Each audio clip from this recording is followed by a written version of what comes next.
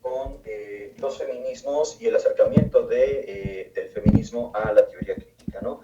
Que ha sido un vaivén sumamente interesante en los últimos, yo diría, 30, 40 años más o menos. Entonces voy a tratar de hacer como una síntesis muy general, por supuesto, muy tentativa, muy aproximativa, principalmente a la rama de lo que podemos denominar la teoría crítica, ¿no? Porque como ustedes yo he podido apreciar en las sesiones anteriores, según lo que me ha contado mi querida Rosy Laura, es que ustedes ya han podido ver las contribuciones de los distintos feminismos, de los feminismos latinoamericanos, ¿no?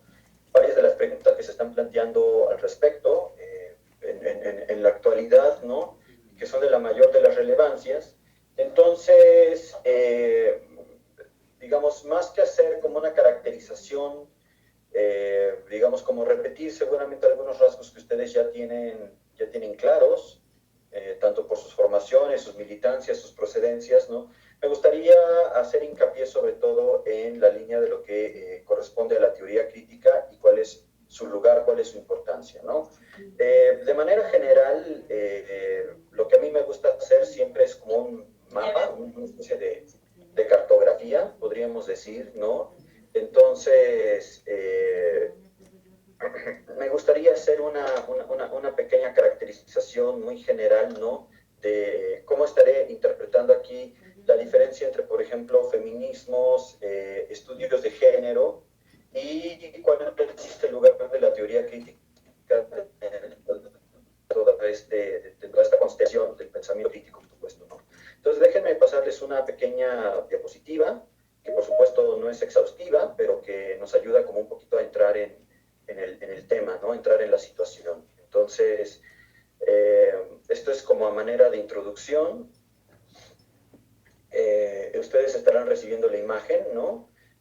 ¿Cuál es la relación y cuál es la diferencia entre los estudios de género y el feminismo? Los feminismos, como ustedes podrán apreciar, prefiero hablarlo en plural porque me parece que hay muchísimas, no solo corrientes, sino también como posturas que cada una de ellas tiene su relevancia específica, ¿no?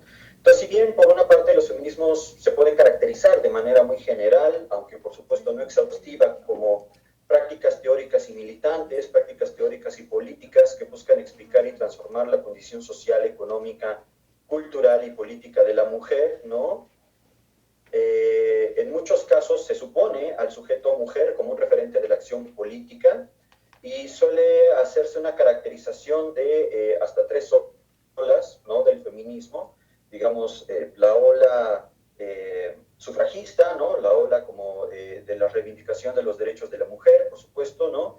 La ola que tiene que ver con ya los planteamientos, digamos, cercanos a las ciencias sociales, en donde se hace una diferencia entre el género como constructo sociocultural y el sexo como supuesto dato biológico, y la tercera ola, ¿no? Que forma parte más bien como de los grandes movimientos de liberación de las mujeres en el tercer mundo, ¿no?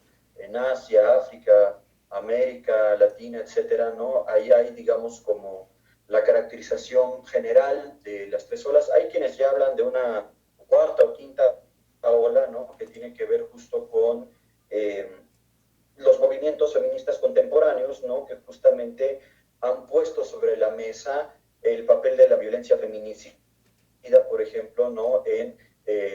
Dentro de las estructuras sociales en las que nos desenvolvemos, ¿no? Y por otra parte, ciertamente hay algunas corrientes del feminismo que rechazan la categoría de género por una cantidad de razones que van desde lo teórico a lo político, ¿no? Y que ya después, si hay tiempo, podemos hablar un poquito de esto. Por otra parte, ¿no? En el llamado campo de los estudios de género, ¿no? Digamos, hay una diferencia que me parece relevante, ¿no? En este desplazamiento del planteamiento del problema, porque en buena medida podemos caracterizar a los estudios de género también como prácticas teóricas y militantes que buscan explicar y transformar la condición de opresión de las distintas posiciones sexogenéricas que en términos generales serían como el resultado del operador de género, ¿no? propone distintas posiciones de sujeto, podríamos llamarlas así, que se juntan, se reúnen dentro del gran abanico, ¿no?, de lo que serían las posiciones LGBT+, ¿no?, LGBT y más, ¿no?, desde las posiciones asexuales a las queer. Incluso en América Latina se ha discutido mucho si es relevante o no, o si es políticamente importante hablar de queer como una transliteración del vocablo anglosajón en inglés, ¿no? Queer, o hablamos de lo queer con C, ¿no? O hablamos directamente como de las posiciones marica, en fin, ¿no? Y hay como una serie de discusiones que se han protagonizado y que siguen siendo, creo yo, muy álgidas, todas muy interesantes, ¿no? Además, estas posiciones varían entre, digamos, una gama muy amplia que podría abarcar al menos tres grandes líneas, tres grandes derroteros, ¿no? Por ejemplo, entre quienes proponen deshacer el género directamente, quienes proponen introducir políticas que permitan regular las diferencias jerárquicas de género, o, inciso C, quienes proponen incluir otras posiciones de sujeto dentro del género, ¿no? Digamos que ahí tenemos como una gama de discusiones sumamente amplia, sumamente, digamos, como nutrida bibliográficamente además, ¿no?, en torno a todos estos distintos activismos, todas estas distintas producciones culturales, algunas escritas, algunas otras audiovisuales, ¿no?, que nos muestran la gran diversidad, ¿no?, de intereses, de concepciones de la política y de concepciones de la participación de las y los colectivos en torno a estas dinámicas. Ahora, si por un lado, digamos, tenemos como esta tremenda carga, ¿no?, como de debates y de discusiones, por otra parte, tenemos en el lado de lo que podríamos llamar la teoría crítica, también una muy enfática y muy acentuada, digamos, como discusión que incluso ha generado distintas generaciones de lo que podríamos llamar la teoría crítica, ¿no? Y es en esto en lo que me gustaría centrarme y vamos a ver algunos de los puntos que me parecen más relevantes. Primero, ¿no?, que me parece como la pregunta más importante con la que podemos arrancar esta sesión. ¿Qué es la teoría crítica y de dónde proviene? ¿Cuáles son los supuestos que informan y nutren a la teoría crítica dentro del pensamiento contemporáneo, ¿no? Y bien, la respuesta más sencilla a esta pregunta podría ser la siguiente. Muchos dentro de la historia de la filosofía, sobre todo de la historia de la filosofía del siglo XX, porque de eso es de lo que estaremos hablando, suelen dividir, digamos, las principales preocupaciones filosóficas en torno a los movimientos y corrientes filosóficas más importantes, ¿no? Como por ejemplo la fenomenología, la hermenéutica, el pragmatismo estadounidense, la filosofía de la lógica, en fin, ¿no?, digamos, como el neopositivismo lógico, como se le ha llamado, en fin. Hay una gran cantidad de corrientes, ¿no? Algunos historiadores dirían que la teoría crítica es una de las corrientes más importantes de la filosofía del siglo XX. ¿Cuáles son, digamos, como las características de esta teoría crítica? ¿En qué consisten los principales argumentos, los principales fundamentos y quiénes son los representantes de la teoría crítica? Bien, esta historia nos va a remontar a Centroeuropa, digamos, a caballo entre finales del siglo XIX y principios del siglo XX, en donde tenemos una Alemania, digamos, como una Alemania muy compleja, ¿no?, situada en las postrimerías del fin de la Primera Guerra Mundial, de la Gran Guerra, como la llaman en Europa, del 14 al 18, ¿no? Una Alemania que está, digamos, por un lado, atravesada por todos los problemas económicos y sociales de la posguerra, y una Alemania que ocupa un lugar muy estratégico también dentro de las grandes estrategias revolucionarias del siglo XX, ¿no? No olvidemos que en 17 triunfa la llamada revolución bolchevique y que a partir de ese momento Rusia, que se convierte en esta federación de repúblicas soviéticas socialistas, ¿no? Los consejos obreros, va a, digamos, representar en buena parte, ¿no? Como la síntesis de las esperanzas y de los proyectos utópicos incluso, ¿no? Del pensamiento revolucionario más importante del siglo XX. Y con independencia de en qué acabó, digamos, el proceso de la Unión Soviética, ¿no? Lo que sí resulta claro para 1918 es que en buena medida la revolución bolchevique se convierte en un referente que va orientando el norte del pensamiento crítico, sobre todo de lo que podríamos denominar el marxismo occidental propiamente, ¿no? Y aquí, digamos, van a tener una tremenda importancia pensadores como Georgi Lukács, como Karl Korsch en Alemania, Georgi Lukács en Hungría y, bueno, mucho más adelante Karol Kosik en Praga, en la República Checa, pero eso ya va a ser muy posterior, que, digamos, en buena parte van a traducir, van a hacer una nueva traducción intelectual, ¿no? Del pensamiento marxista a las problemáticas sociales de principios del siglo XX. Un poco la pregunta que se van a plantear autores como Karl Korsch, como Georgi Lukács, es de qué manera se puede construir una interpretación marxista de la historia, ¿no? Que además es una interpretación que para digamos, la primera mitad del siglo XX sin duda será una interpretación no solamente vital, sino en buena parte como, digamos, que sintetiza el vínculo entre la filosofía, la praxis concreta, la praxis política concreta, los movimientos de masa y la construcción del socialismo realmente existente, ¿no?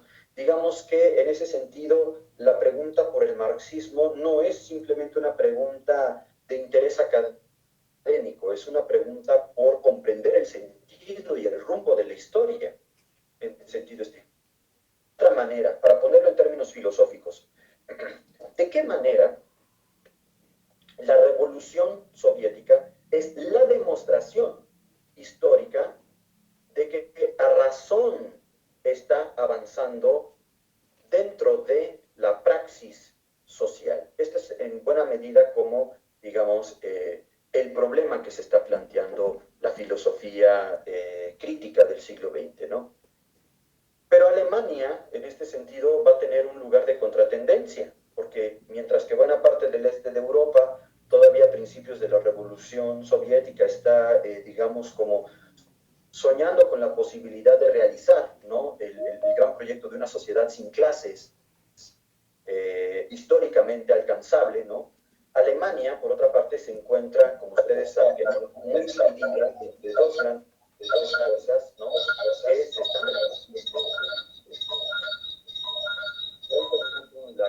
creo que alguien tiene su micrófono encendido. Sí, serían tan amables de cerrar su micrófono. Gracias. Gracias. Entonces, en Alemania se va a fundar el famoso Instituto de Investigaciones Sociales en la ciudad de Frankfurt, que funda Felix Weil, un hijo de un empresario, digamos, acaudalado de viñedos, y que tenía una pretensión sumamente básica, una pretensión que tiene que ver con hacer la historia del movimiento obrero alemán, hacer la historia de los sindicatos alemanes, pero que, digamos, con la llegada de un director como Max Horkheimer, va a cambiar muy rápidamente el planteamiento y el programa de trabajo del Instituto de Frankfurt hasta convertir justamente esta institución en el semillero de lo que se va a llamar a partir de ese momento la Escuela de Frankfurt, ¿no? ¿Y cuáles son los grandes cambios que introduce el director Max Horkheimer dentro de este planteamiento? ¿Y por qué es tan importante? Bien, Los principales cambios que Horkheimer va a introducir tienen que ver con el hecho siguiente. Dos cosas principalmente, ¿no? Por una parte, la pregunta, si ustedes quieren, con un tono un tanto melancólico, pero que para este momento es muy importante hacer en estos intelectuales, es justamente ¿por qué la revolución socialista fracasó en Centro Europa? ¿Por qué el movimiento de masas obrero no culminó con el triunfo de una revolución socialista en Alemania, sino justamente con la derrota del socialismo alemán, ¿no? Por una parte. Y como ha dicho uno de los grandes filósofos del siglo XX, que es Walter Benjamin, que fue muy cercano también a la primera generación de la Escuela de Frankfurt, toda revolución fallida es un paso más hacia el fascismo, ¿no? Con toda contundencia, con toda claridad. Donde la revolución fracasa, lo que tenemos es el avance hacia el fascismo, ¿no? El avance hacia el autoritarismo estatal. Entonces, claro, esta es la pregunta que está un poco en el corazón de la reflexión de estos autores. Y en segundo lugar, por supuesto, ¿no? Para Horkheimer, esta pregunta no se puede contestar solamente desde la historiografía o solamente desde la psicología o desde la filosofía, sino que se tiene que construir algo que él denominará la teoría crítica. De hecho, este es, digamos, la conferencia inaugural de la Escuela de Frankfurt con la toma de posición de la dirección del Instituto de Investigaciones Sociales de Max Horkheimer, ¿no? En torno a los años 20, más o menos. Y Horkheimer va a hacer esta conferencia en donde habla de la diferencia, de la distinción entre la teoría tradicional y la teoría crítica. Si la teoría tradicional se considera como digamos, un edificio de proposiciones, ¿no? Deductivas que pretenden describir a la realidad social, un poco a la manera en que el neopositivismo de la época considera la labor de la filosofía, ¿no? Esto es quitarse de preguntas especulativas, concentrarse en los hechos, concentrarse en describir toda proposición que se puede verificar empíricamente y no más que eso, ¿no? Digamos, mientras que la teoría tradicional describe al mundo para perfeccionar, digamos, los sistemas administrativos que ya existen en el mundo, ¿no? Recordemos, por ejemplo, el gran proyecto de Auguste Comte, el fundador del positivismo tradicional, que consistía justamente en hacer de la sociología, digamos, como la ciencia del Estado, en buena parte, que organizaría a partir de un comité de científicos, ¿no? Administraría las necesidades sociales jerárquicamente, verticalmente, ¿no? Entonces, si la teoría tradicional busca, digamos, perfeccionar los servicios administrativos del Estado, busca, digamos, hacer más eficiente la cadena de producción económica, etcétera, ¿no? ¿Qué es lo que hace la teoría crítica? Y aquí Horkheimer lo dice con toda claridad y con toda contundencia. La teoría crítica es crítica porque ante todo se trata de hacer una crítica de la sociedad. ¿Y qué quiere decir hacer una crítica de la sociedad?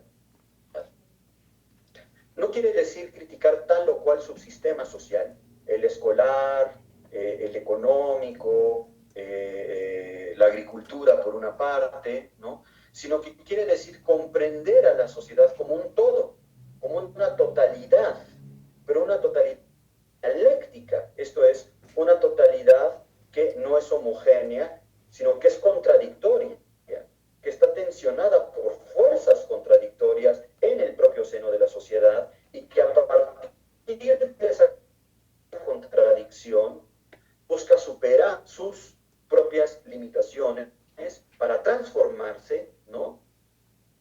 En un sentido, digamos, de la praxis, ¿no? Y entonces ahí tenemos la clave para comprender qué es la teoría crítica.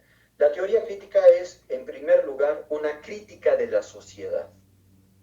Y es una crítica de la sociedad, primero, ¿no? Y de manera más importante, porque los conceptos con los cuales la teoría crítica piensa la sociedad, no son conceptos descriptivos, sino que, para ponerlo en la terminología filosófica que ellos emplearán, son conceptos negativos, son categorías negativas. ¿Qué quiere decir esto?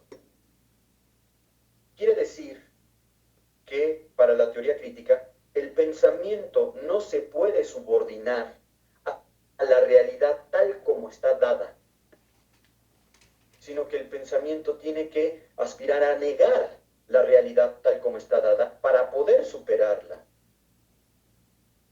¿Por qué? Porque la realidad tal como está dada, estamos hablando de la Alemania de entreguerras, de la Alemania dividida entre la revolución o la barbarie, como dijo Rosa de Luxemburgo, ¿no? Esta Alemania contradictoria, esta Alemania dividida, ¿no? Es una Alemania de explotación, es una Alemania de pauperización de los trabajadores, es una Alemania de dominación de una clase social sobre otra. Por lo tanto, todo pensamiento que se reconcilie con la idea de explicar el mundo tal como está dado, se está reconciliando con la explotación, se está reconciliando con la dominación de clases, se está reconciliando con la estructura violenta de la sociedad. Por eso el pensamiento crítico no puede aspirar a describir el mundo tal como está dado. El pensamiento no puede subordinarse al ser, como diría en una síntesis filosófica Max Horkheimer.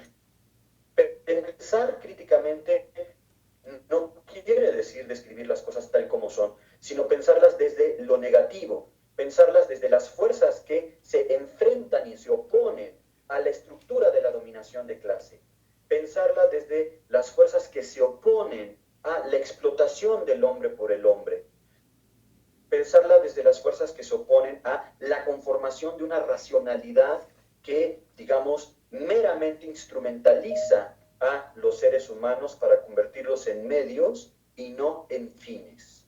Esto es lo que quiere decir pensar desde conceptos negativos.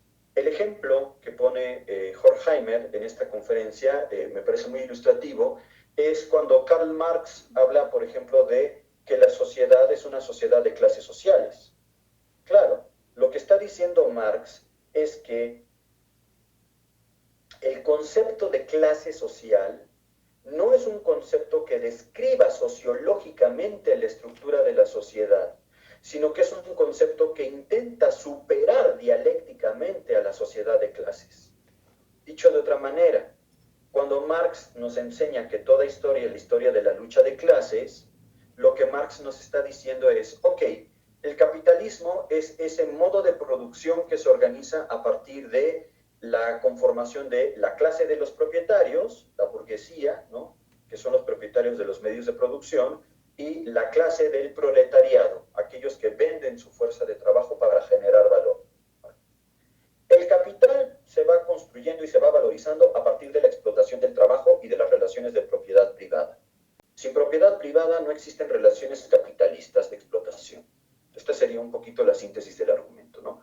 Claro, lo que dice Marx es que la burguesía, al explotar a los trabajadores, al separar a los trabajadores de la producción de los valores de uso que generan a lo largo de la sociedad moderna, de lo que no se da cuenta es de que, dice Marx, es una cita casi textual del manifiesto, el capitalismo está alimentando a su sepulturero, porque claro, el proletariado, el interés de la clase proletariada, ¿no?, del proletariado, no es mantener las relaciones de producción, sino más bien superar y revolucionar esas relaciones. Dicho de otra manera, el proletariado no es una clase positiva, sino que es la negación del modo de producción capitalista. Por eso es que Marx llegó a concebir que la clase del proletariado era el sujeto universal de la historia, porque es la negación del modo de producción como tal. Y cuando el proletariado puede abolir el modo de producción capitalista, eso quiere decir ni más ni menos que también se está aboliendo a sí mismo como clase social. Porque al superar el modo de producción capitalista, estaríamos avanzando hacia un modo de producción en donde no haya propietario y el que vende su fuerza de trabajo. La dialéctica entre estas dos clases sociales se superaría porque ya no habría ninguna clase social. El principio de justicia distributiva de Marx, ¿no? Eh, eh, a cada cual según sus necesidades y en segundo término, a cada cual según su mérito, ¿no? Para eso se tendría que llegar a, digamos, lo que Marx denomina comunismo, ¿no? Ustedes saben que la gran diferencia, ¿no?, entre el comunismo y el socialismo es que básicamente el socialismo es un modo de producción intermedio, una etapa intermedia en dirección hacia el comunismo, ¿no? Tal vez el mundo moderno solamente ha conocido socialismos incluso autoritarios, pero no hemos conocido un comunismo moderno propiamente, ¿no? Esto es, digamos, como el planteamiento de Marx en general, ¿no? Y así es como funciona, pues, esta concepción, esta idea de pensar desde lo negativo, ¿no? Entonces, cuando hablamos en la teoría crítica de conceptos como la clase proletaria, ¿no? Lo que estamos diciendo es que esta clase, su interés es abolir la diferencia de clases, abolir la oposición de clases. Por eso es una categoría dialéctica, es una categoría que contiene en sí misma su propia supresión, su propia negación, para decirlo en términos lógicos. No sé si hasta aquí vamos bien, ¿sí? Entonces, básicamente lo que hace la teoría crítica, como ustedes pueden ver en sustancia, es justamente que la teoría crítica piensa el mundo desde lo negativo. Para ponerlo en un lema, ¿no?, como habría dicho Ernst Bloch, la teoría crítica trata de decirnos que lo que es no tenga la última palabra. Esto es, el mundo de explotación, el mundo de violencia estructural, el mundo de dominación, el mundo donde la guerra, digamos, va avanzando sobre las necesidades alimenticias de 3/4 de la población mundial, es ese mundo el que tenemos que negar y superar. Es ese mundo el que hay que transformar, precisamente, ¿no? Eso es justamente el input y digamos, el punto de partida más importante de la teoría crítica. ¿Ok? Entonces, teoría crítica es pensar el mundo desde lo negativo. ¿Por qué desde lo negativo? Porque claramente, digamos, lo que le importa a la teoría crítica es transformar el mundo, ¿no? De un sistema de opresión hacia otra cosa, hacia un mundo en donde no exista más la dominación del hombre por el hombre. Esta sería la tesis básica, ¿no? Entonces, claro, lo que va a ocurrir en el Instituto de Frankfurt es la reunión verdaderamente inusual de una camada de intelectuales que, digamos, enriqueciéndose de distintas corrientes, enriqueciéndose de distintas perspectivas, va a generar, sobre todo, un trabajo interdisciplinario en el cual se puede construir verdaderamente una teoría crítica de la sociedad que no sería meramente un pensamiento especulativo, sino un análisis materialista de las condiciones de producción de las sociedades modernas y de cómo esas condiciones de producción nos han llevado a la barbarie, ¿no? Esta es, digamos, como la gran pregunta de la Escuela de Frankfurt. ¿Por qué el mundo enteramente ilustrado se sumió en la barbarie? ¿Por qué Alemania, uno de los países más alfabetizados de Centro Europa en la primera mitad del siglo XX, por qué Alemania, el país de la gran construcción de la filosofía clásica moderna, ¿no?, del idealismo alemán, el país de Hegel, el país de Mozart, de Beethoven, ¿no?, del romanticismo? ¿Por qué ahí, donde la literatura y la poesía tal vez ascendió a alturas insospechadas para la cultura europea, ¿no?, justamente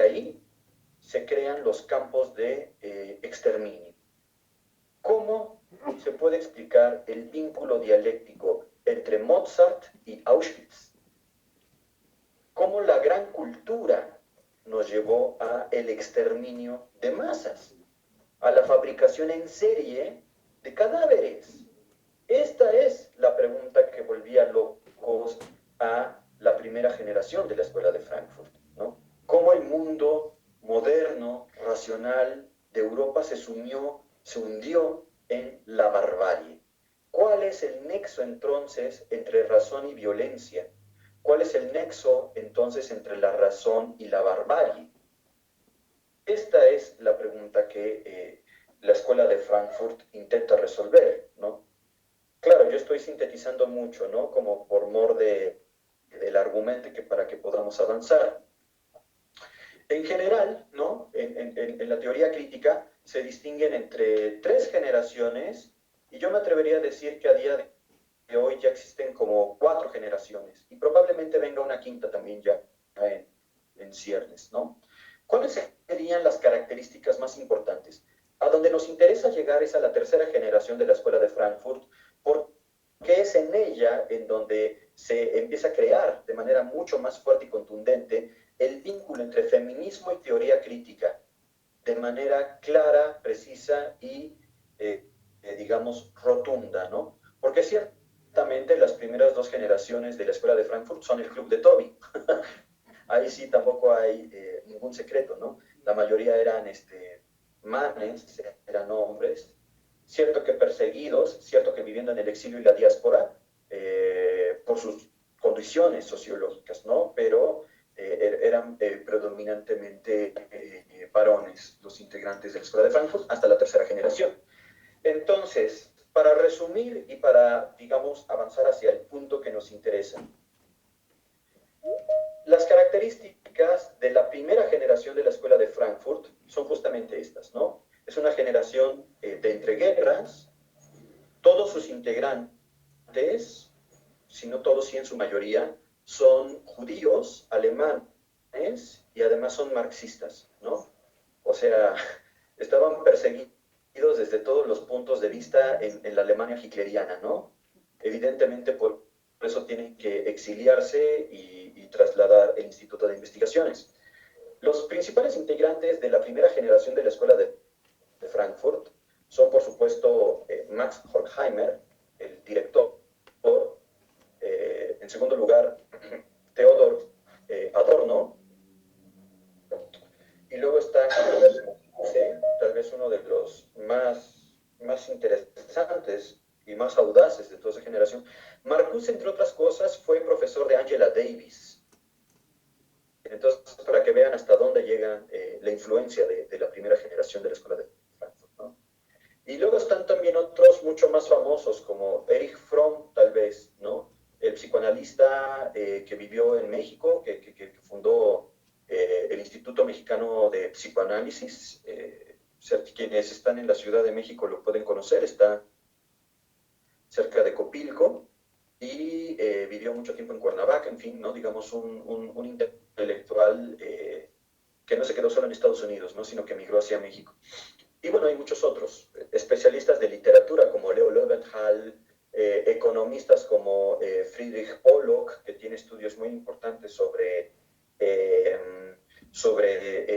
el capitalismo de Estado, estudiando la Unión Soviética, y tal vez el más ignorado, pero para mí uno de los más interesantes, que es Franz Leopold Neumann, déjenme escribírselos en el chat, que él tiene un libro, si lo pueden leer alguna vez, de verdad, es una joya, que se llama Behemoth, Pensamiento y Praxis del Estado Nacional Socialista. Lo que hace Neumann, que fue, digamos, el abogado principal del Partido Socialdemócrata de Karl Liebknecht y Rosa Luxemburgo, después de que ellos son asesinados por los camisas pardas, por los fachos, ¿no? De Hitler y del partido nazi, lo que hace Neumann es estudiar la construcción de la infraestructura del pensamiento jurídico, ¿no? Y de la praxis de masas del partido nazi, y hace la monografía más impecable de nacionalsocialista en Alemania. A mí me sigue pareciendo una verdadera obra de referencia, ¿no? Es una obra maestra de las ciencias políticas. Y en fin, junto con él hay muchísimos otros que se dedican a estudiar esto, ¿no?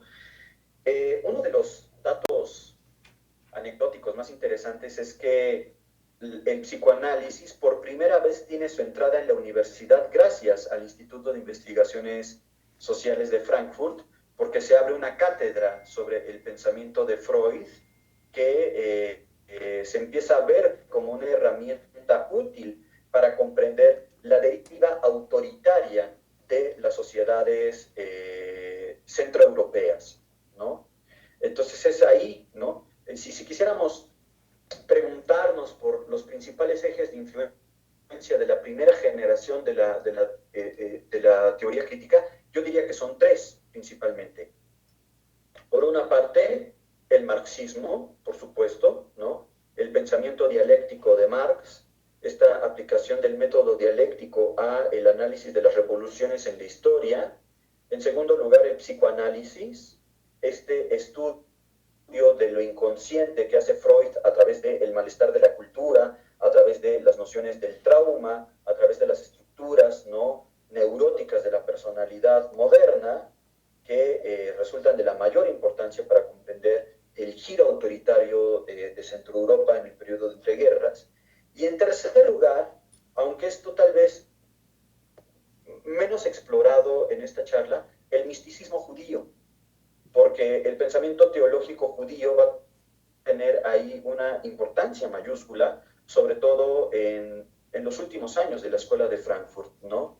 Porque ahora lo verán, ¿no? Una de las categorías que ellos más rescatarán es justamente la categoría del mesianismo. Pero para ellos el mesianismo no tiene que ver con sentarse a esperar a que llegue el Mesías y ordene el mundo, sino que tiene que ver con cómo podemos vincular el potencial emancipatorio del pensamiento místico judío con el pensamiento revolucionario moderno del materialismo dialéctico, ¿no? Y lo que el mesianismo judío llama redención, el pensamiento de la Escuela de Frankfurt lo va a llamar revolución. Entonces ahí tenemos como uno de los vasos comunicantes más interesantes como de, digamos esto. ¿Y por qué el mesianismo judío? Bueno, pues no nos olvidemos del hecho básico de que el misticismo judío fue creado por seres humanos en la diáspora, seres humanos que fueron perseguidos desde la antigüedad. Es el pensamiento de los perseguidos, es el pensamiento de los oprimidos, que expresan en categorías teológicas esperanzas sociales que se pueden traducir en términos materialistas bastante contundentes, como el concepto de revolución, ¿no? Entonces, claro, no será nada raro que la Escuela de Frankfurt vea el desarrollo de la historia moderna como una catástrofe continua, ¿no? Este concepto de la catástrofe es también muy de la teología judía, ¿no? Entonces, claro, ahí encontramos como el mapa completo, ¿no?, de los principales intereses de la Escuela de Frankfurt. Tal vez la obra en donde esto se plasma de manera más contundente es justamente Dialéctica de la Ilustración, de Max Horkheimer y de Theodor Adorno.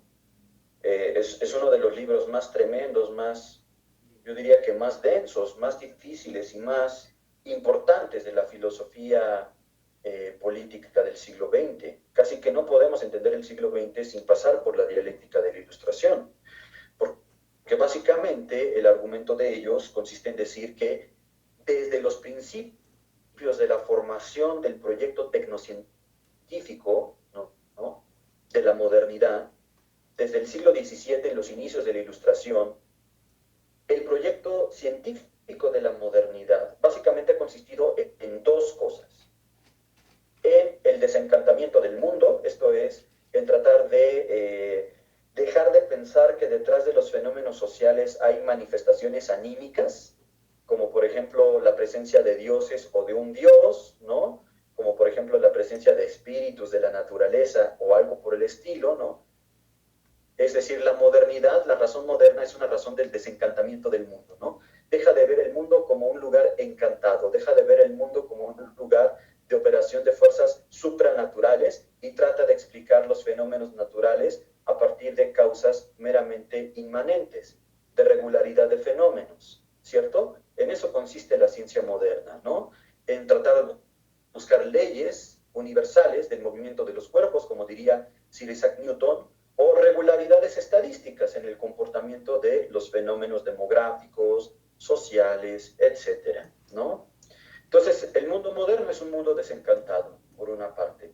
Pero por otra, y esto es lo más importante, y fíjense, aquí hay un vínculo muy importante con el feminismo de primera y segunda generación, que tristemente no fue muy explorado ni por Adorno ni por Horkheimer, y es lo siguiente: el modelo de la razón ilustrada, el modelo de la razón científica, es un modelo patriarcal. Lo dicen así desde la primera edición.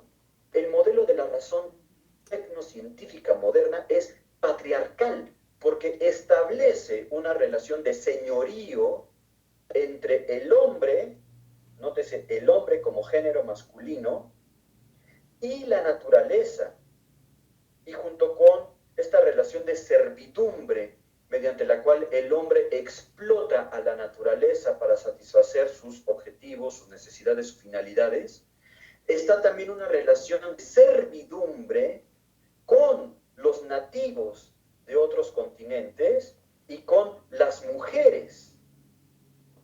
Entonces, el patriarcado alcanza, digamos, a caracterizar el modelo entero de la racionalidad tecnocientífica, que fundamentalmente es un modelo que supedita la gran diversidad de las experiencias humanas, naturales, etcétera, al sistema y al principio básico de la lógica de la identidad. ¿Qué quiere decir esto? Que el pensamiento tecnocientífico no puede asumir que haya nada que no se pueda supeditar, subordinar, subsumir, para usar una categoría lógica, a el pensamiento tecnocientífico. Esto es, el pensamiento tecnocientífico busca subsumir todo lo no idéntico, ¿no?, al principio de identidad. Busca estandarizar la diversidad y heterogeneidad de las experiencias humanas a un sistema axiológico deductivo que funciona eliminando todo principio de antagonismo, todo principio de negatividad, todo principio de alteridad. No hay alteridad para la razón tecnocientífica. Lo que hay es una experiencia que se tiene que formalizar y subsumir dentro de un sistema lógico que funciona automáticamente. ¿Qué es lo no idéntico en este sentido? Ahí está el principio de negatividad. ¿Se dan cuenta? Lo no idéntico es aquello que se niega a ser subsumido y formalizado dentro de un sistema lógico formal. Lo no idéntico es, por ejemplo, la experiencia de la opresión de las mujeres, la experiencia de la opresión de los pueblos colonizados, la experiencia de la opresión de los perseguidos dentro de Europa, los judíos, las mujeres, los nativos, los animales, la naturaleza. Todo eso es lo no idéntico. ¿Sí me explico? Todo eso es lo que niega al sistema de opresión en tanto que tal. Entonces, el sistema de la razón moderna es un sistema que opera axiomáticamente, reduciendo toda la diversidad de las experiencias humanas hacia este principio de identidad, de homogeneización, de sistematización. ¿Sí? ¿Vamos bien con eso? Entonces, claro, lo que hay es que el sujeto moderno, el sujeto ilustrado moderno, mantiene con el mundo una relación de servidumbre, en donde el sujeto es el amo y el hombre es el amo, hombre como género masculino nuevamente, y todo lo demás, todo lo otro, todo lo no idéntico al hombre como sujeto de conocimiento, se concibe como siervo. Hay una relación de amo y de siervo entre la razón y la naturaleza, entre la razón y todo lo no idéntico, ¿no? Y ahí encontramos, digamos, una alianza fundamental entre la teoría crítica y el feminismo, por supuesto, ¿no? De la cual podemos hablar un poquito más adelante, si ustedes gustan. Este sería, digamos, como el principal punto, ¿no? De la primera generación de la Escuela de Frankfurt. Claramente esto les va a llevar a tener una conclusión muy pesimista en torno a la cual, digamos, ellos consideran que el mundo está avanzando paulatinamente hacia una administración general de las necesidades humanas, o en los términos de ellos, hacia un mundo enteramente administrado, ¿no? Un mundo enteramente administrado por aparatos burocráticos cada vez más formales, cada vez más impersonales, en donde las relaciones humanas se van no solo mercantilizando, sino que además el ser humano llega a tal extremo de cosificación que se ve a sí mismo como un medio y no como un fin, ¿no? Esto es, abandona su autonomía para subsumirse a la necesidad del sistema.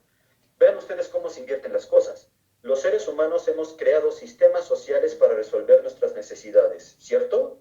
Porque sin división del trabajo, sin cadena de producción, pues no hay ninguna sociedad moderna que se sostenga. Pero ese sistema ha crecido tanto que ahora se convierte el sistema en un fin en sí mismo, mientras que el ser humano se convierte en un medio para la autosubsistencia, la reproducción del sistema de relaciones sociales. Esta es la inversión lógica, caótica de las cosas, ¿no? Es un poco lo que Marx había llamado el fetichismo de la mercancía, recordarán ustedes, ¿no?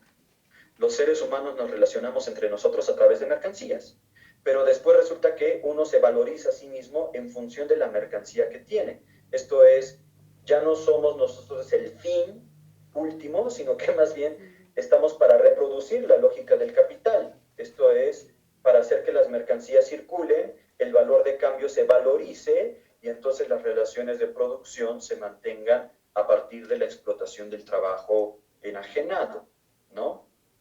Esto es, digamos, lo que plantea la Escuela de Frankfurt como ya un sistema de relaciones internacionales. Lo peor de todo es que ellos consideraban que ni siquiera, vaya, o sea, esto era muy obvio en los países que hoy llamaríamos totalitarios, ¿no es verdad? Esto es en Alemania hitleriana, en la Italia de Mussolini, en la España de Franco, es muy evidente. Y que además esto se regula por el terror de Estado, por supuesto. Pero lo que no es tan evidente y que ellos descubrieron es que esta lógica del autoritarismo, de la relación de amo-siervo de la que hemos hablado, también se reproduce en los sistemas democráticos formales. Esto es, en Estados Unidos también surgen movimientos protofascistas que muestran la tendencia de la racionalidad moderna justamente hacia la conformación de los seres humanos como medios. Esto es lo que Georgi Lukács y lo que Max Weber llamaron la reificación, por supuesto, ¿no? El abandono de la autonomía, la desrealización del ser humano a partir de la valoración de las mercancías, ¿no? Entonces, claramente, aquí lo que tenemos, ¿no? Es que, bueno, ustedes piensen en el Ku Klux Klan, ¿no? Piensen en el Ku Klux Klan y ya me dirán lo que es justamente el surgimiento de personalidades autoritarias en democracias, ¿no? Y claro, si ustedes no me creen que en las democracias también se pueden formar este tipo de modelos autoritarios, explíquenme entonces a Bolsonaro en Brasil. ¿Sí me explico? Es decir, ¿cómo es que surgen estos fenómenos? A Trump en Estados Unidos, en fin, ¿no? Claramente han cambiado muchas cosas, pero ahí podemos ver cómo la simiente, ¿no?, de esta relación de autoritarismo que la primera generación ha pensado largamente. La segunda generación lo que hizo fue crear una solución a este gran dilema que los maestros pusieron sobre la mesa, ¿no? Y es justamente este gran dilema de, ok, la razón nos ha llevado a, digamos, sistemas verdaderamente crueles e inhumanos como no conocimos en otras épocas. Y miren que el listón estaba muy alto, ¿no? No es que los seres humanos brillemos como por nuestro pacifismo a lo largo de la historia, ¿no? Mecanismos de asesinato ha habido desde que el ser humano es ser humano, pero, digamos, desde que la historia es historia. Pero el exterminio racional de masas, es decir, la disposición racional de tecnologías dispuestas para el asesinato de masas, como tal es algo que en buena medida es inédito, es algo que se dio solo en el siglo XX, ¿cierto? Entonces, que además va más allá de una lógica económica, esto es la locura, ¿no? Entonces, si bien la segunda generación, la de Jürgen Habermas, la de Karl Otto Appel, dijeron, ok, claro, los maestros tuvieron razón a la hora de hacer una crítica de la razón instrumental que es parte del proyecto tecnocientífico moderno, pero nos dejan sin herramientas para proponer soluciones políticas desde un horizonte normativo, desde un horizonte ético o político. ¿Cómo podemos resolver los grandes dilemas que nos heredaron los maestros de la primera generación? La segunda generación va a intentar un proyecto que ha sido paradigmático y muy relevante. Es el proyecto de la razón comunicativa.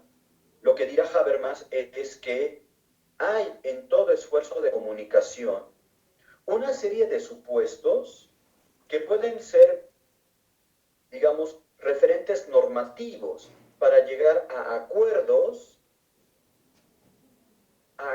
pacíficos, a acuerdos regulados únicamente por el intercambio de razones, sin que intervenga la manipulación, sin que intervenga la coacción, sin que haya ninguna forma de coerción. Cuando nosotros platicamos y comunicamos decisiones, proyectos de vida, damos clase, no estamos intentando, digamos, coercionar a nuestro interlocutor, estamos tratando de convencerlo. Y para convencer al otro tengo que ofrecer razones. Y el otro me va a dar razones de por qué sí o por qué no está de acuerdo conmigo.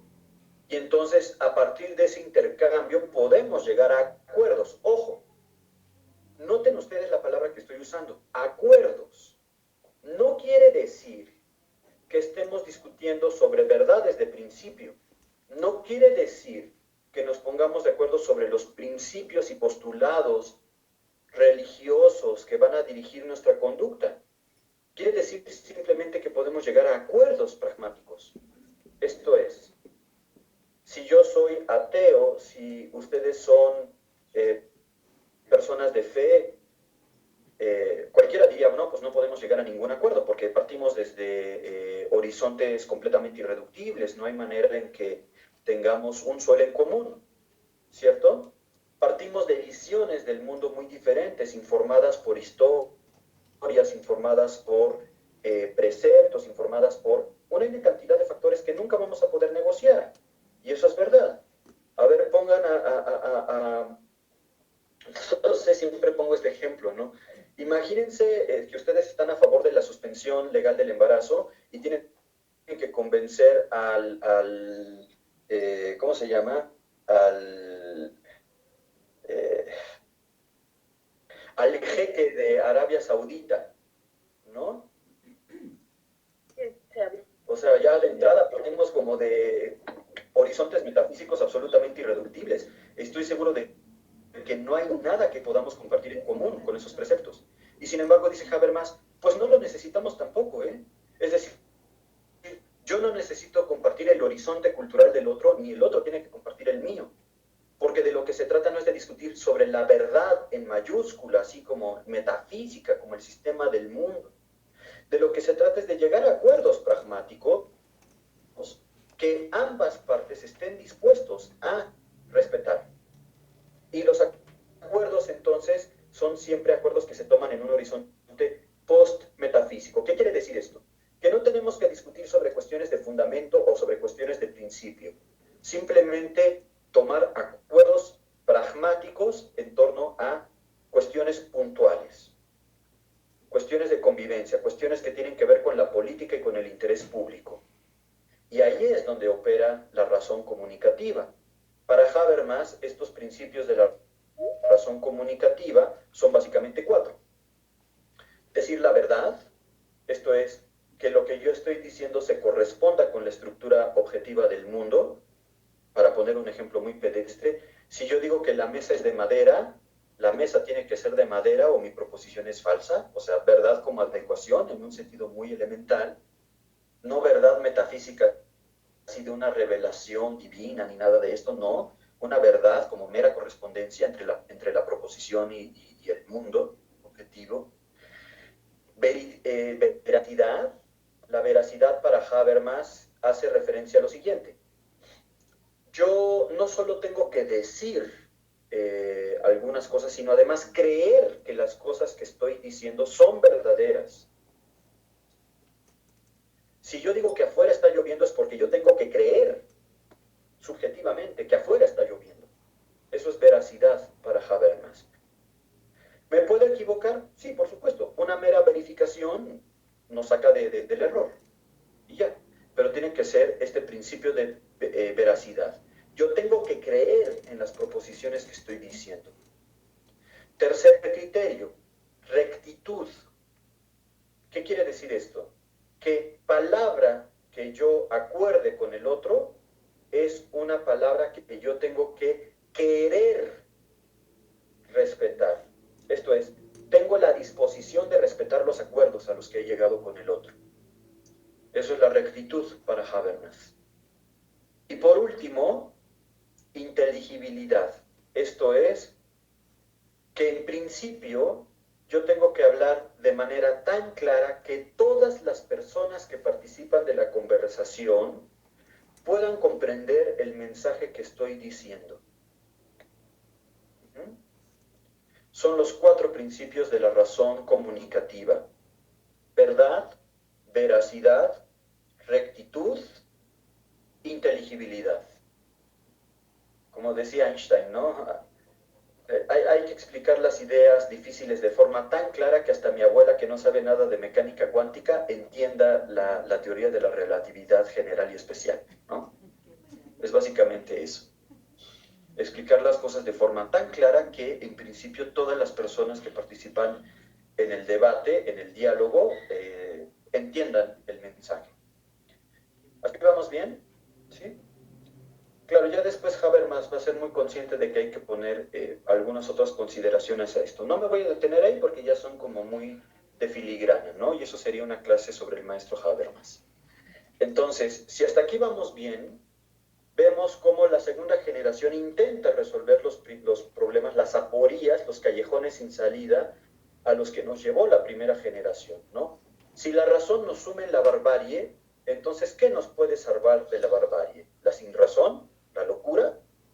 Claro, Habermas diría, no, la razón comunicativa.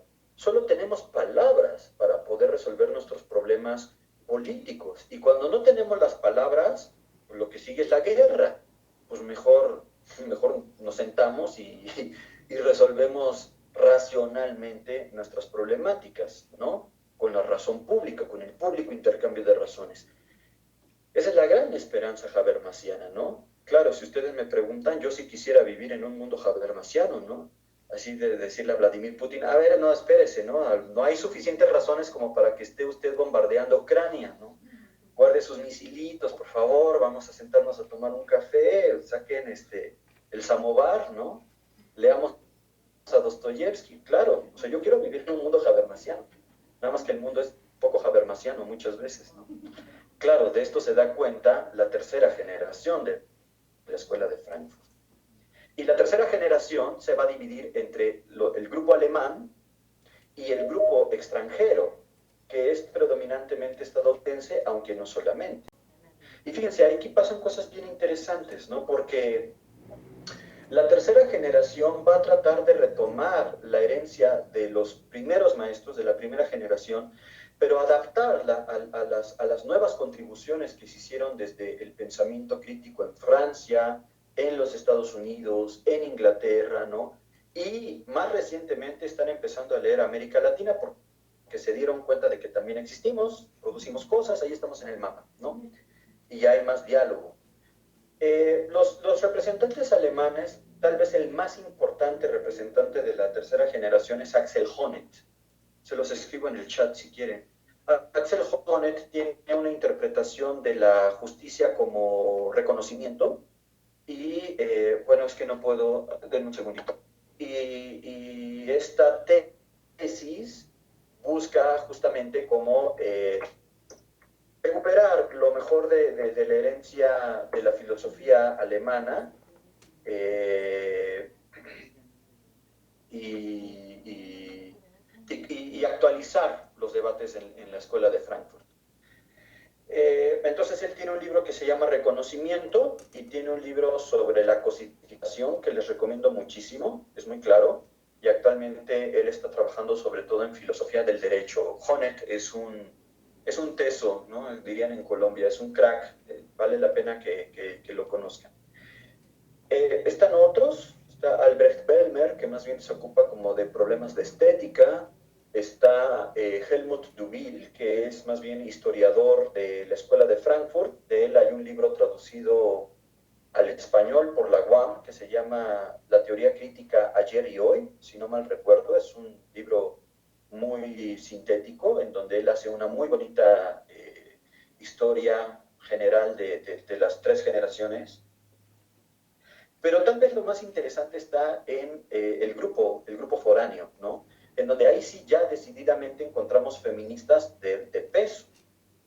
Feministas como Sheila Ben-Habib, feministas como Nancy Fraser, feministas como Susan Buckmores, que están intentando actualizar la teoría crítica, ponerla a dialogar con el pensamiento político de otras latitudes, de Norteamérica en particular en este contexto, pero a partir de eso,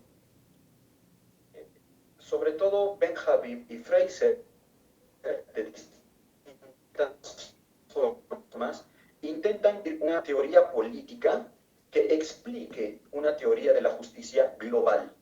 Esta es tal vez, digamos, la gran contribución del feminismo proveniente de la teoría crítica.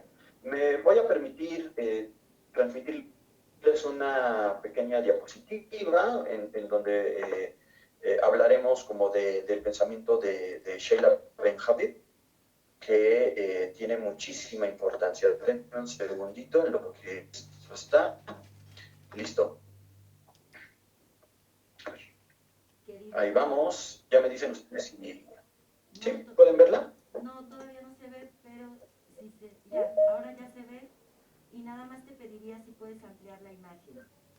O sea, ahí en este cuadrito de abajo, que parece una copita, ahí apriétale para que se vea toda la pantalla completa, porque si no estamos viendo solamente media pantalla. Claro. Gracias. A ver, un segundo. En el cuadrito de donde estoy yo hablando. Ajá, de donde estás hablando, donde se ve la imagen, abajo, donde, junto al volumen, ahí le aprietas en lo que parece como una copita o una pantallita, ahí le aprietas. En el PowerPoint, donde está junto al volumen. Sí, sí, sí. Ya. Ya le apreté a ustedes la ven. No, todavía se ve, pero bueno, se alcanza a ver. Ya luego vemos esas sutilezas de estos PowerPoint. Ahí le puedes apretar. Bueno, si no continuamos, no te preocupes, se alcanza a ver. Ok, perfecto. De donde le apretaste a 3 cuadritos hacia adelante. A ver si ustedes me orientan. Aquí. 1, 2, 3, aquí. En la siguiente. No, a ver, dale otra vez hacia adelante. No, ahí no. Bueno. ¿Aquí en este? ¿En como la cruz está? No, adelante. Adelante. No. Bueno, yo creo que vamos a perder tiempo, así es que, al lado, de ese librito, al lado. Ok. Ahí la acción comunicativa, querido. Ándale, esa, ahí aprietas. No, en la que estabas. Pero bueno, vamos a perder mucho tiempo y se alcanza a ver, no te preocupes. No, ese ya no. Ok. Ya ver, ahí. No. ¿Listo? Bueno. No, ahora estamos viendo todas las diapositivas. Ah, ok, ok. A ver si ahorita es que está como desfasada la proyección. Ya, a ver si ahorita. Bueno, ustedes ahí me dicen. Entonces, aquí está una imagen de Sheila Ben Habib. Ahorita ustedes la verán. ¿Sí ya les apareció? No, aparecieron ahora todas las diapositivas. Ya, Entonces, a ver. muévete de esos cuadritos. No. Ahí está, muy bien, ahí está ya, gracias. ¡Lo logramos! Ay. La acción comunicativa, querido. Exacto, muy bien. Entonces, en esta imagen pues tenemos justo una fotografía de Sheila Ben Habib. Ella es su historia es muy interesante porque es una filósofa que nace en el seno de una familia judía sefardí en Turquía.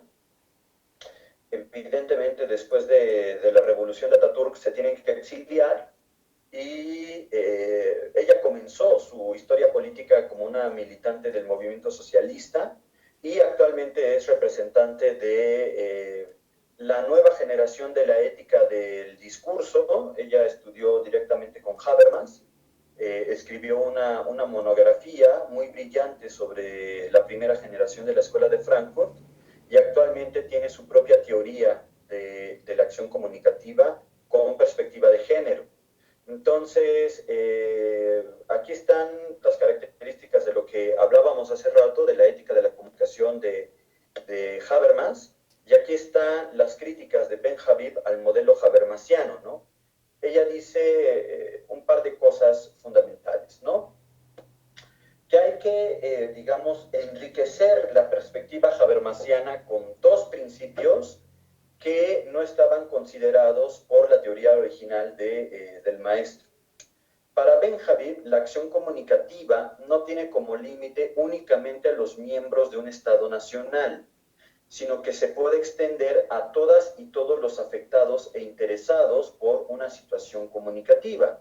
Esto quiere decir que para Ben Habib es posible construir una sociedad civil cosmopolita.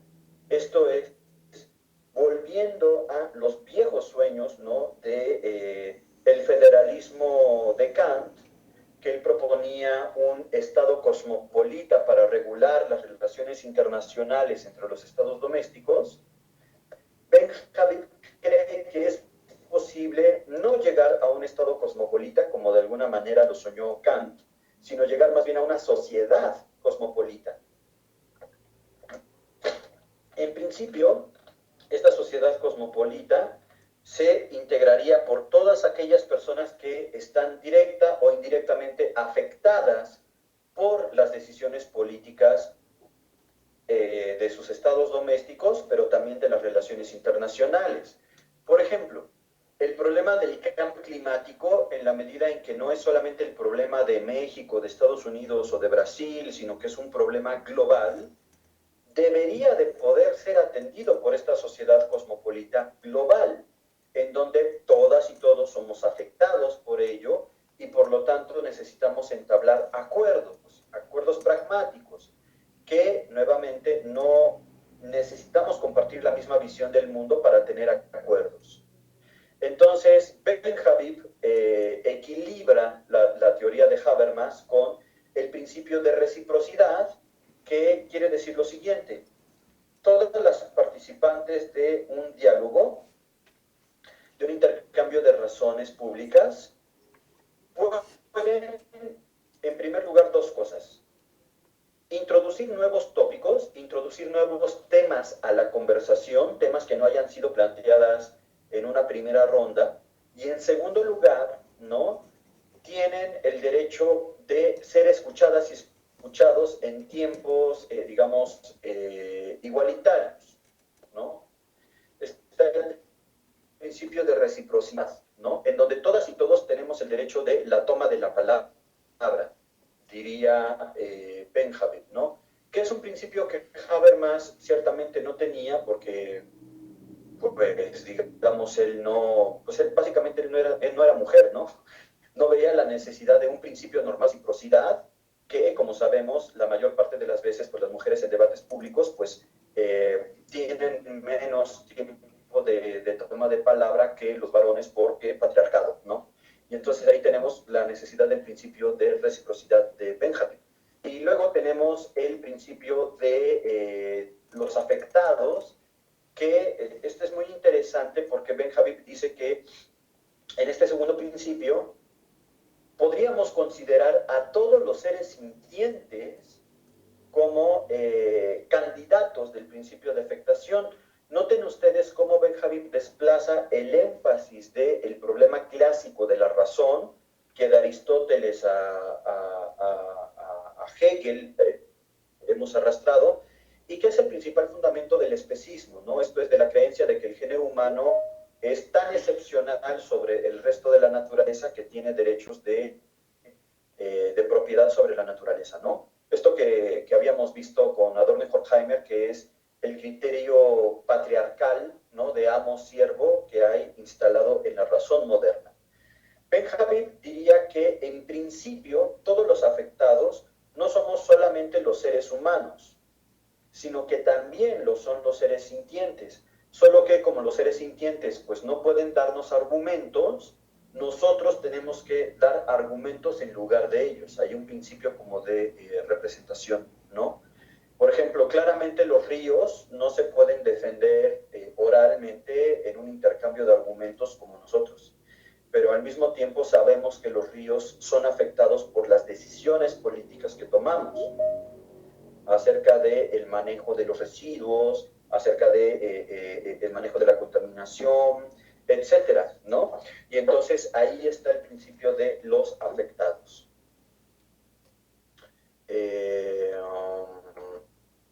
Bueno, aquí hay otra muy interesante que es Gayatri Chakraborty Spivak. De ella, por desgracia, no voy a hablar porque nos lleva a un lugar muy diferente al que teníamos con Benjamin. Déjenme... Listo. Entonces, volviendo a esto, ¿no? Y un poco ya para cerrar, porque me gustaría conocer también sus opiniones, sus preguntas, todo lo que esto les ha generado, me gustaría simplemente cerrar caracterizando lo que es la teoría política de Nancy Fraser, que es otra de las grandes pensadoras de la teoría crítica de la tercera generación. También ella es una politóloga estadounidense que estudió con Jürgen Habermas también, pero que genera una teoría muy robusta y además tiene un intercambio con varios de los integrantes del Instituto de Frankfurt. Tiene un debate muy importante con Axel Honneth, justamente en torno al problema de la justicia. Y esto es muy relevante porque, como ustedes sabrán, ¿no?, en buena medida hemos, digamos, la teoría crítica, el pensamiento contestatario anticapitalista ha cedido, por desgracia, todo el protagonismo de la discusión en teoría política de la justicia al liberalismo. Y claro, hay representantes del liberalismo sumamente notables como John Rawls, cuya teoría de la justicia es verdaderamente influyente y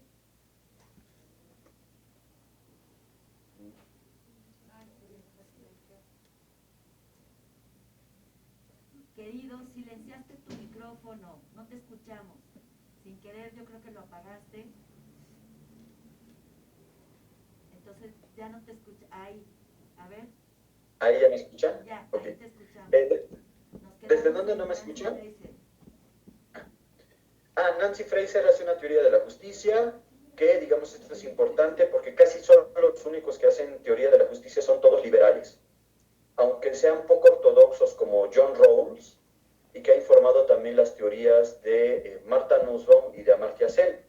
Con todo lo importante que son, digamos, el liberalismo tiene el gran fallo de que no cuestiona el modo de producción capitalista, que para eso son liberales. Entonces, Nancy Fraser sí tiene una teoría anticapitalista de la justicia que además tiene dimensiones globales. Esa sería, digamos, la gran contribución de Nancy Fraser. ¿En qué consiste la teoría de la justicia de Fraser? Consiste en lo siguiente. Para Nancy Fraser, la justicia tiene que atender a tres grandes rubros. Es una teoría tripartita de la justicia. En primer lugar, varios de los problemas sociales tienen que ver con el reconocimiento de las identidades culturales, de los derechos de las minorías étnico-lingüísticas, de, digamos, estos problemas del multiculturalismo, ¿no? Y también de las diferencias sexogenéricas, de las disidencias LGBT más, etcétera, ¿no? Entonces, dice Fraser, eso es un problema de reconocimiento. Todo lo que atañe al factor cultural, al factor de las identidades sociales, entra dentro de del gran espectro del problema del reconocimiento. En segundo lugar, no solo hay un problema de reconocimiento, aquí está la vena marxista de Fraser, hay también un problema de redistribución. El problema de nuestras sociedades no es solamente que haya falta de reconocimiento a las identidades sociales, ojalá todo se resolviera con eso, pero hay también pobreza, y hay pobreza estructural. Entonces lo que tenemos es un problema de redistribución. ¿Cómo podemos distribuir con criterios igualitarios la riqueza socialmente producida? Ese es el principal problema que Nancy Fraser trata de atender. Es el gran legado de las luchas socialistas que Fraser trata de interpretar en una clave democrática global. En tercer lugar, pero no menos importante, está el criterio de representación. No todas las personas tienen representación en términos igualitarios, como ha demostrado la historia contemporánea, ¿no? Entonces, hay déficit de representación, mientras que hay grupos sociales sobre representados. La representación igualitaria es también un problema que debe de ser resuelto por una teoría global de la justicia. ¿Cuál es el criterio para definir la justicia desde la teoría crítica de Nancy Fraser? La respuesta es la siguiente. Para Fraser, justicia es, paridad de participación. Paridad de participación. Ojo con eso. Justicia no es que el aparato estatal me dé lo que yo necesito clientelarmente para mis necesidades del cotidiano, ¿no? Justicia es que yo tenga representación política, que yo tenga reconocimiento de mis identidades etnoculturales, etcétera, que yo tenga el ingreso suficiente para obtener una posición de autonomía y entonces sí, parejos, todas y todos podemos participar políticamente de la conducción y de la toma de decisiones.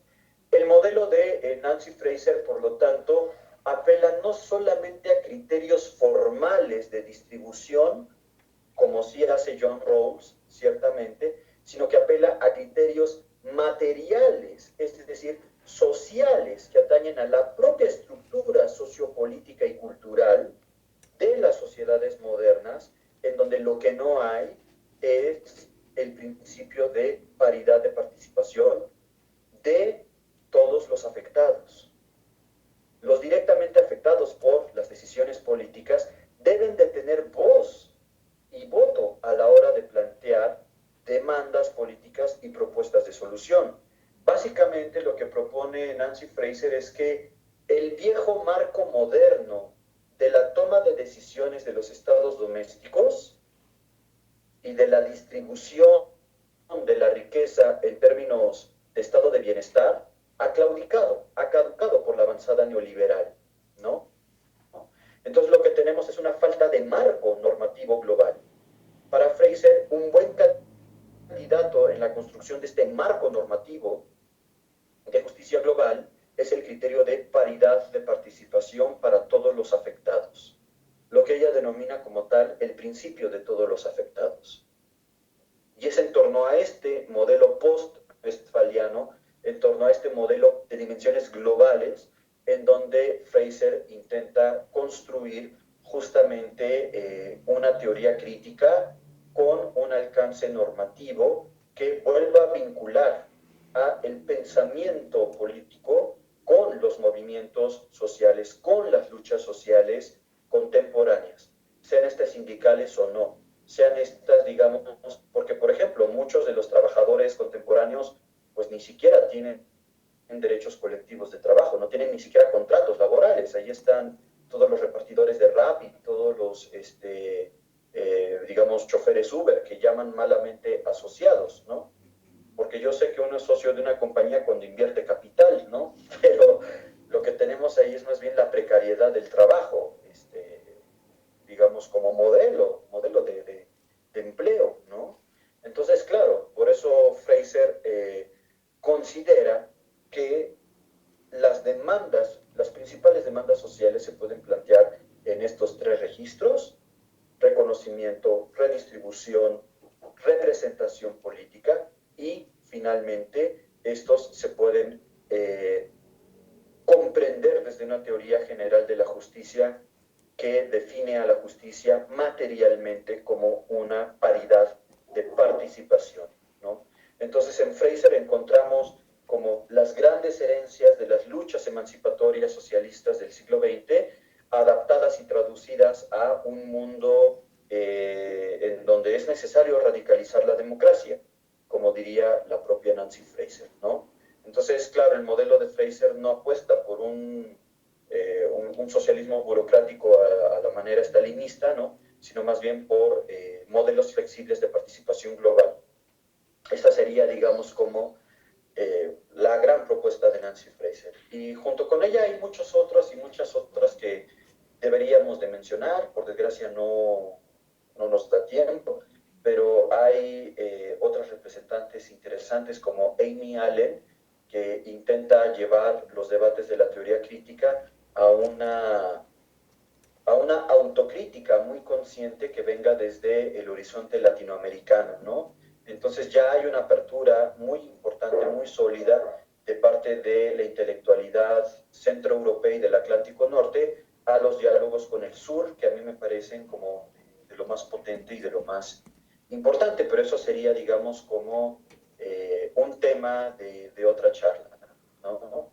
Entonces, pues bueno, esto sería parte de lo que yo tengo para conversar con ustedes el día de hoy. Y pues nada, me gustaría como cerrar un poco esta parte de mi participación, este monólogo. Disculparán ustedes si ha sido muy exhaustivo, muy denso o cómo lo habrán visto. Y me gustaría como conocer sus opiniones, preguntas, intervenciones, ¿no? Muchas gracias.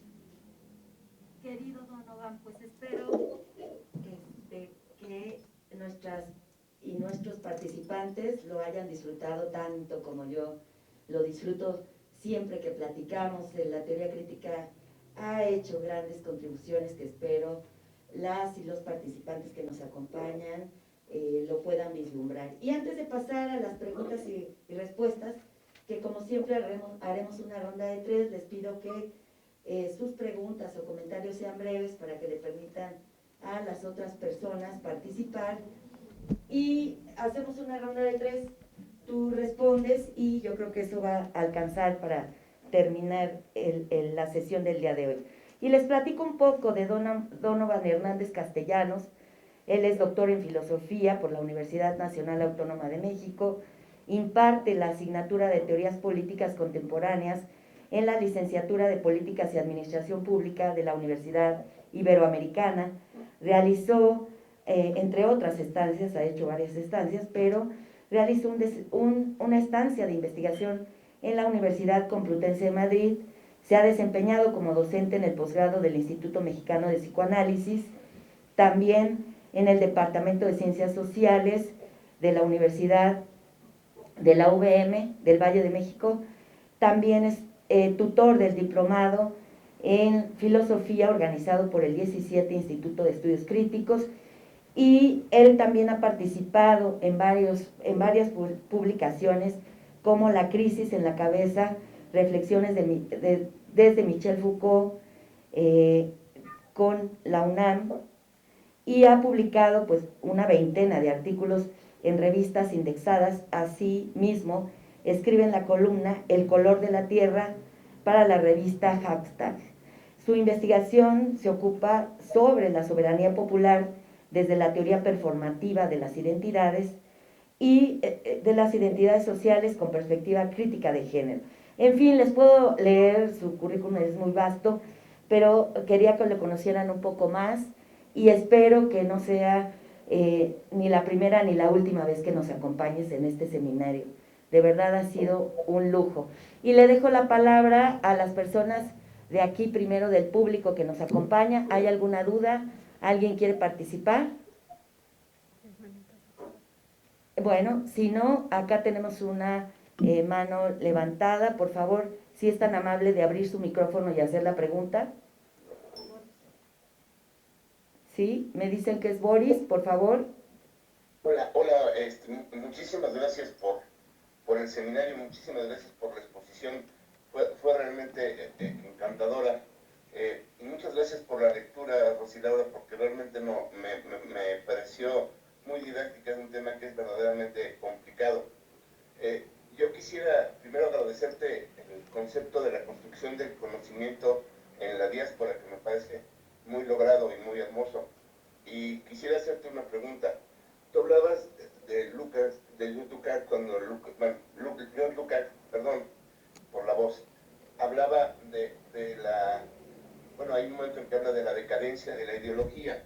De ahí me atrevería a hacerte una pregunta. Tú te mueves en dos dialécticas. La dialéctica de la ilustración, que como tú dices es un libro dificilísimo, pero que en una de sus partes dice que el antihumanismo es parte de esto del liberalismo, que ha sido disfrazado. Y por eso es difícil un poco ligar, hoy en día diría yo, el humanismo con los llamados gobiernos de izquierda, porque no se acaba de entender bien si no se acude a esta dialéctica de la ilustración de Horkheimer, ¿no? Y bueno, entonces yo diría, por un lado entonces estaría este antihumanismo, que la respuesta estaría en la praxis, como bien has señalado tú, ¿no? Es decir, la respuesta al antihumanismo pues es la praxis. Y yo creo que te metes con una cosa más, que es la dialéctica del amo y el esclavo, que nos toca a este seminario, ¿no? Que es Koyev. Entonces finalmente andas muy, evidentemente, juntando dos dialécticas, y quien junta dos dialécticas no puede huir de Hegel, ¿no? Entonces creo que ahí me interesaría mucho ver cómo los movimientos feministas y esto que ellos llaman el cuerpo femenino y la liberación se convergen. Por un lado, la posibilidad de liberarnos del antihumanismo y la posibilidad de dejar de ser esclavos. Te felicito muchísimo, muchísimas gracias. Muchas gracias, muchas gracias. Tomo nota de esta pregunta y ahora la intentamos elaborar, ¿no? Tal vez no responder porque necesitamos 3 tesis de doctorado, ¿no? Como para contestar esto. ¿Hay alguna otra pregunta? ¿Todo quedó muy claro o quedaron algunas dudas? A ver, por favor, léela, ¿sí? Por favor, le das el micrófono a Judith.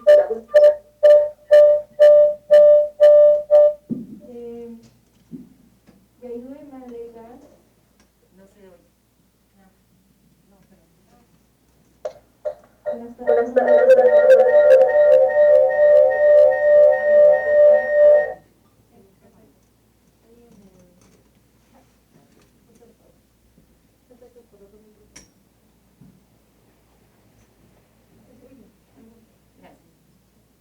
Hola. Gracias por la conferencia. ¿Qué textos de Nancy Fraser, Sheila Buffy nos recomienda para continuar estudiando sus propuestas? Estos textos, pues ustedes los pueden buscar también y les vamos a mandar algunos, pero bueno, ahí está la pregunta. Y Francisco Javier, adelante con tu pregunta. Hola, buen día. Pues felicitaciones al doctor Donovan, de verdad es una persona muy preparada. Y yo consultando pues todo lo que ha escrito, doctor, encuentro que también domina a Foucault y esto de la biopolítica.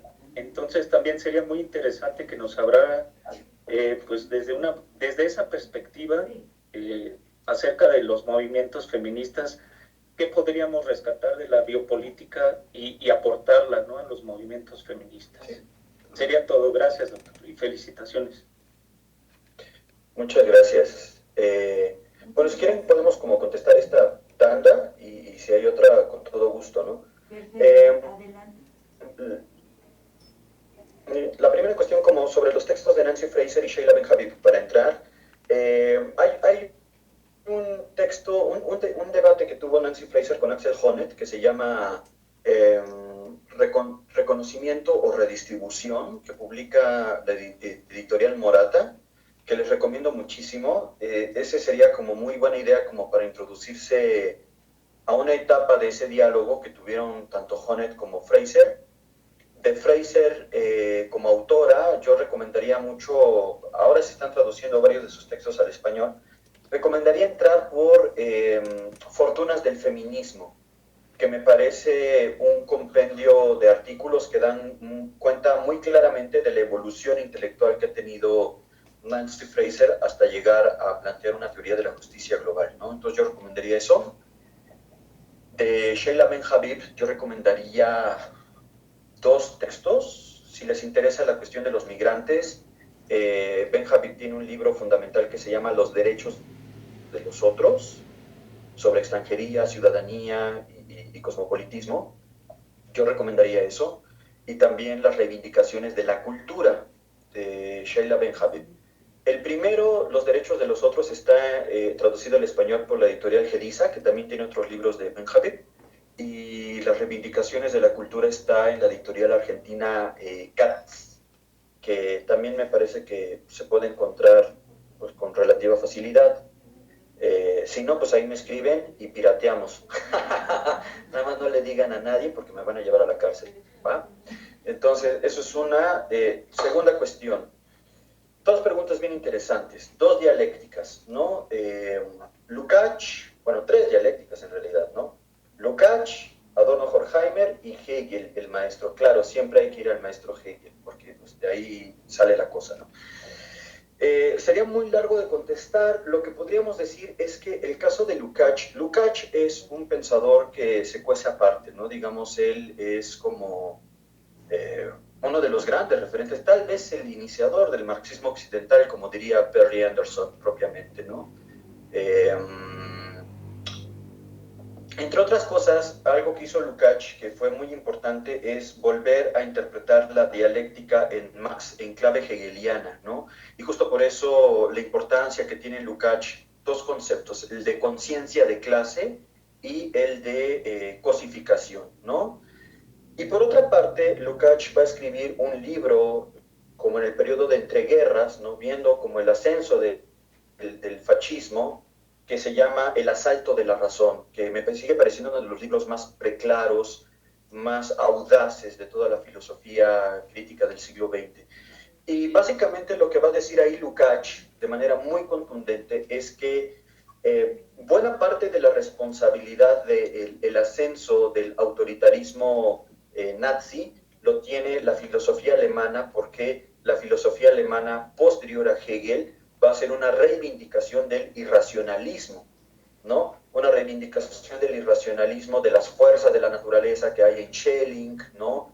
De la voluntad de poder que hay en Nietzsche, como de toda esta búsqueda de aquello que va por detrás o antes de la conciencia, ¿no? Que sería pues, la voluntad de vivir que late en todos los cuerpos, de Schopenhauer, en fin, ¿no? Digamos como todo el vuelco, este giro antiintelectualista en la filosofía alemana, así es como lo interpreta y lo traduce Lukács, y que de hecho Lukács va a tener mucho distanciamiento con la escuela de Frankfurt. Es famosa la crítica que hace Lukács a ellos, diciendo que son pensadores marxistas que están interpretando el mundo desde el Hotel Abismo, ¿no?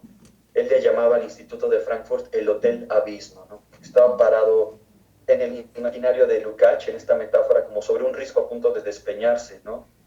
Y la escuela de Frankfurt, por otra parte, también tiene una relación muy tensa con Lukács, que le reconocen bastante de su pensamiento, por otra parte, pero no acaban de estar de acuerdo con él en que, digamos, solamente el irracionalismo de la filosofía posromántica alemana explicara esto, ¿no? Entre otras cosas porque ellos ven a Nietzsche no solo como un pensador fascistoide, sino también como un pensador que revelaba la dialéctica de la Ilustración. Entonces, por una parte está esto, por otra parte el tema de la dialéctica del amo y del siervo, ¿no? Que evidentemente en Hegel ocupa un lugar muy particular. Cuando se habla de la dialéctica del amo y del siervo, esto sería muy largo y muy difícil de explicar. La idea básicamente es esta. Lo que Hegel trata de explicar es cómo la conciencia se manifiesta en el mundo y al manifestarse en el mundo se transforma. Esto es lo que Hegel llama la fenomenología del espíritu, ¿no? La conciencia se manifiesta en el mundo superando etapas que la van enriqueciendo y la van haciendo cada vez más compleja. Entre estas etapas está el enfrentamiento entre lo que Hegel denomina la conciencia, la dialéctica del amo y del siervo, ¿no? Cuando dos sujetos que ya son conciencias plenamente formadas se encaran, Hegel supone que el primer encuentro es una lucha a vida o muerte. Y en esta lucha a vida o muerte, lo que hay es el deseo primero de sobrevivir. Entonces hay el enfrentamiento de estas dos conciencias, pero lo que Hegel va a decir es que de este enfrentamiento una solamente puede ser vencedora. Cuando una conciencia está a punto de derrotar a la otra, está a punto de matar a la otra, digamos, ¿no? Porque son unas conciencias en cuerpo, nunca están desarraigadas, ¿no? En el momento en que está a punto de culminar la vida del otro, la conciencia vencedora se da cuenta de que necesita algo del vencido que él no puede tener por sí mismo. Y ese algo que le da el derrotado es reconocimiento. A través del reconocimiento, la conciencia vencedora se convierte en autoconciencia.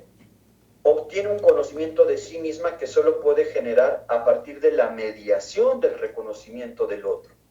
Por eso el deseo es ya siempre el deseo del otro, o, para decirlo en términos mucho más claros, el deseo es ya siempre el deseo del reconocimiento del otro.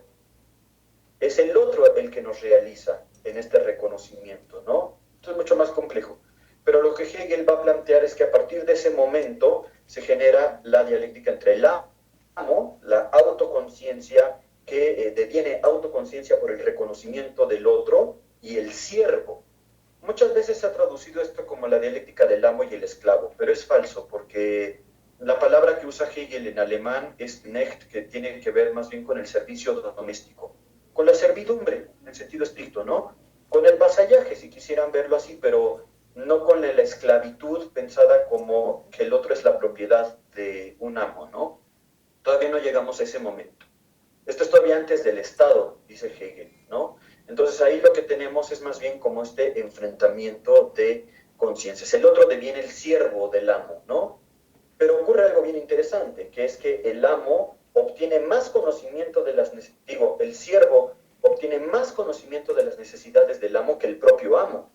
Es el siervo el que se vuelve la conciencia hipostática del amo, porque el amo, entre tanto, se ha podido dedicar a descansar, al ocio, a crear la cultura, a crear la literatura, a crear la poesía, a crear sistemas culturales de significación. Y entonces, ¿no? Lo que ocurre es que el siervo, entre tanto, se ha dedicado a trabajar la tierra, se ha dedicado a sembrar los alimentos, a construir las ciudades, a poner la fuerza material efectiva en la transformación del mundo. Y por medio del trabajo negamos a la naturaleza tal como está dada. El siervo entonces va a obtener reconocimiento de sí mismo, conciencia de sí, es decir, el siervo va a devenir autoconciencia a partir de el reconocimiento que le ofrece la tierra por su trabajo. Hay un pasaje bellísimo de la fenomenología del espíritu en donde Hegel dice que el siervo deviene autoconciencia cuando la tierra le brinda su reconocimiento a través del oro dorado que es el trigo. Es a través del trigo que el siervo toma conciencia de que él ha transformado materialmente al mundo. Y entonces, claro, viene otra vez la rebelión del siervo, derrota al amo, pero, oh sorpresa, cuando el amo ha sido vencido físicamente, el siervo se da cuenta de que no tiene otro sistema cultural que el del amo para pensarse a sí mismo. Entonces vino un nuevo desgarro, vino una nueva contradicción en el seno de la propia conciencia del siervo que se ha liberado, que acabando con el amo ha acabado con el vasallaje, pero, oh sorpresa, el siervo, el ex siervo, deviene ahora una conciencia desdichada, una conciencia que está desgarrada en sí misma, porque imagínate lo difícil que debe de ser pensarte a ti mismo a través de la cultura del amo, porque la cultura del amo te niega a ti, te niega en tus necesidades, te niega en tu realidad, te niega o te piensa tergiversadamente a través de conceptos racistas, a través de conceptos clasistas, a través de conceptos de dominación. Entonces, claro, lo que hay en el siervo es una conciencia desdichada. La marcha de esta conciencia desdichada nos va a llevar a distintas figuras. Al estoicismo, pues bueno, hay que soportar este valle de lágrimas, no nos queda de otra, ¿no? Llegar al escepticismo, bueno, nada es verdad, no hay absolutos, todo se puede reinventar. Y llegar a justamente la última etapa de la conciencia desdichada, que es este desgarramiento. La conciencia desdichada proyecta su desgarro interno hacia el mundo, hacia la naturaleza. Entonces genera un mundo supranatural y un mundo natural. El mundo sobrenatural de los dioses, de las leyes, de las religiones, y el mundo natural de la inmanencia. Y ahí, en ese momento, la conciencia se reconoce dentro de una generalidad que Hegel va a llamar el espíritu. Y la primera figura en la que el espíritu se reconoce es la eticidad. Y bueno, ahí sigue la dialéctica, ¿no? Esto es muy interesante porque en Hegel la dialéctica nunca se está quieta, nunca está detenida, ¿no? Siempre está en un proceso de transformación que es mucho más caótico de lo que a veces parece, ¿no? Lo que Adorno y Horkheimer están diciendo aquí es que la razón ilustrada mantiene con la naturaleza la relación de señorío. El sujeto de conocimiento es un amo que subsume a la naturaleza al principio lógico de identidad. Y todo lo que no es idéntico al criterio lógico de la razón moderna simplemente no cuenta, simplemente no vale, simplemente se, digamos, desrealiza, sale fuera del mapa, podríamos decir, ¿no? O entra conformado como sistema. Entonces, claro, sí hay evidentemente una relación entre la dialéctica del amo y el siervo en Hegel y este concepto de la estructura patriarcal de la razón. Ahora, la última cuestión tenía que ver con cómo el feminismo se puede nutrir de estas posturas. Hay una pensadora que es Monique Wittig, que les recomiendo mucho. Ella tiene un libro...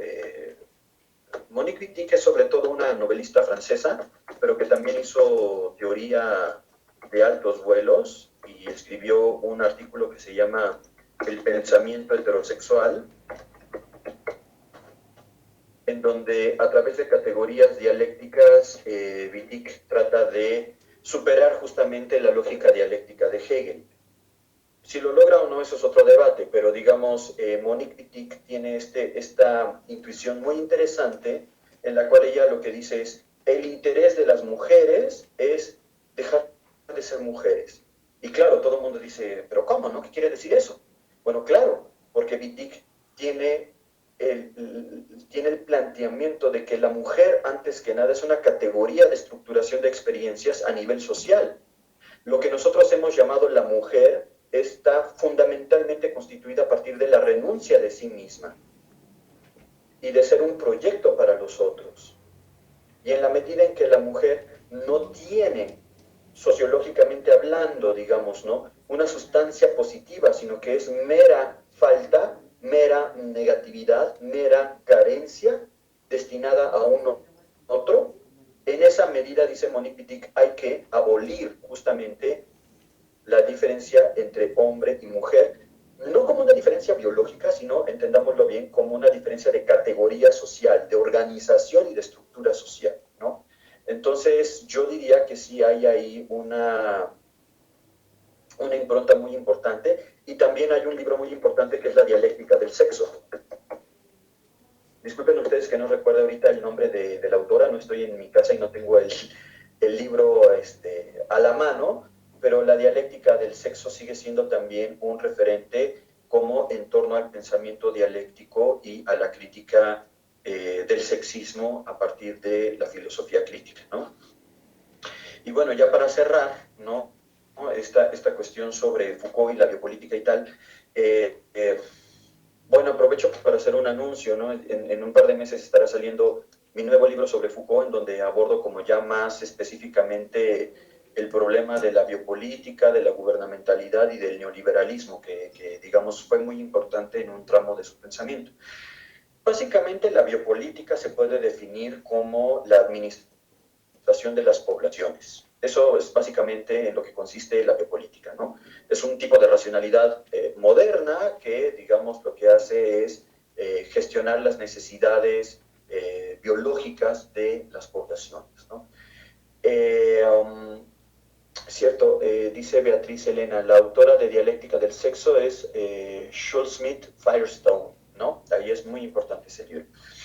Entonces, digamos, entre el planteamiento de Foucault y los planteamientos de la Escuela de Frankfurt hubieron realmente muchísimas semejanzas.